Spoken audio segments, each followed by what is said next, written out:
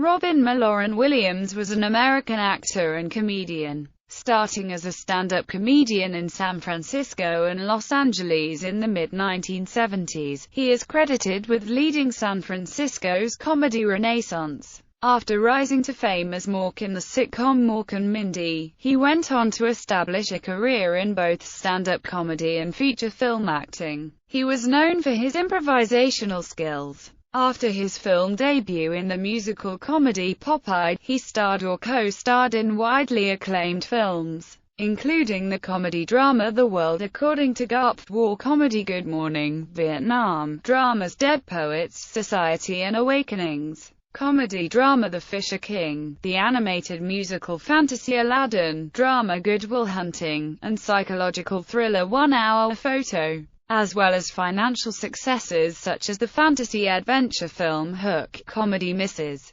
Doubtfire, fantasy-adventure Jumanji, comedy The Birdcage, and fantasy-adventure comedy Night at the Museum. In 1998, Williams won the Academy Award for Best Supporting Actor for his performance as Dr. Sean Maguire in Good Will Hunting. He also received 2 Primetime Emmy Awards, 6 Golden Globe Awards, 2 Screen Actors Guild Awards, and 4 Grammy Awards throughout his career, and was inducted as a Disney Legend in 2009. Early life. Childhood. Williams was born at St. Luke's Hospital in Chicago, Illinois. His mother, Lori Malloran, was a former model from Jackson, Mississippi, whose great-grandfather was Mississippi Senator and Governor Anselm J. Malloran. Williams's father, Robert Fitzgerald Williams, was a senior executive in Ford Motor Company's Lincoln Mercury division. Williams had 2 elder half-brothers, Robert and Malloran. While his mother was a practitioner of Christian Science, Williams was raised as an Episcopalian and later authored a comedic list, Top 10 Reasons to be an Episcopalian, during a TV interview on Inside the Actors Studio in 2001. He credited his mother as being an important early influence for his sense of humor, noting also that he tried to make her laugh to gain attention. Williams attended public elementary school at Gorton Elementary School and middle school at Deer Path Junior High School, both in Lake Forest, Illinois. He described himself as a quiet and shy child who did not overcome his shyness until he became involved with his high school drama department. Williams's friends recall him as being very funny.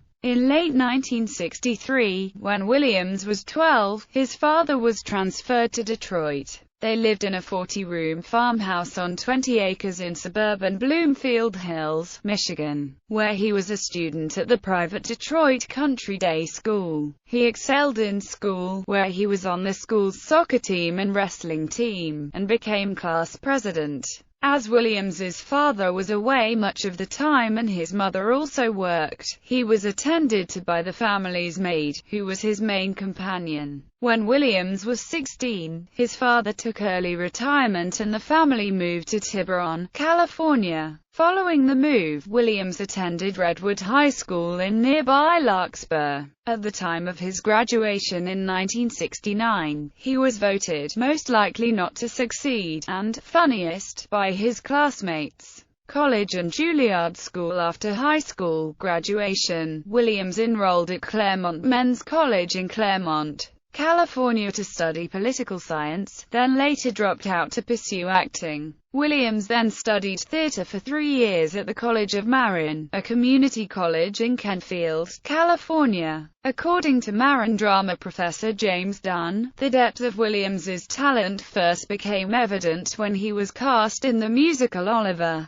as Fagin. Williams was known to improvise during his time in Marin's drama program, putting cast members in hysterics. Dunn called his wife after one late rehearsal to tell her that Williams was going to be something special. In 1973, Williams attained a full scholarship to the Juilliard School in New York City. He was one of only 20 students accepted into the freshman class and one of only 2 students to be accepted by John Houseman into the advanced program at the school that year. The other was Christopher Reeve. William Hurt and Mandy Patinkin were also classmates. According to John Dawsonville, classmate Franklin Seals was Williams's roommate at Juilliard. Reeve remembered his first impression of Williams when they were two new students at Juilliard. He wore tie-dyed shirts with tracksuit bottoms and talked a mile a minute. I'd never seen so much energy contained in one person. He was like an untied balloon that had been inflated and immediately released. I watched in awe as he virtually caromed off the walls of the classrooms and hallways. To say that he was on would be a major understatement. Williams and Reeve had a class in dialects taught by Edith Skinner, who, Reeve said,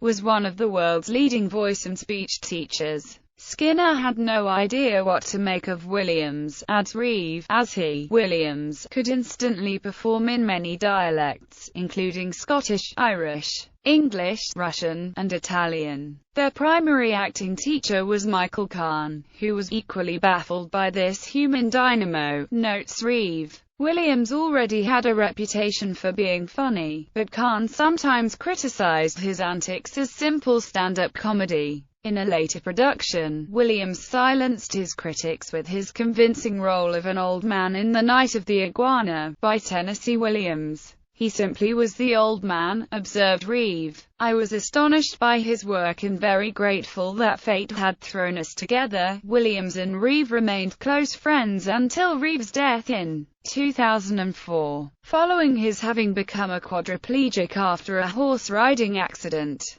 Zach, Williams's son, said they were like brothers in their friendship. Williams paid many of Reeve's medical bills and gave financial support to his family. Williams left Juilliard during his junior year in 1976 at the suggestion of Houseman, who said there was nothing more Juilliard could teach him. His teacher at Juilliard, Gerald Friedman, notes that Williams was a genius, and the school's conservative and classical style of training did not suit him. Therefore no one was surprised that he left.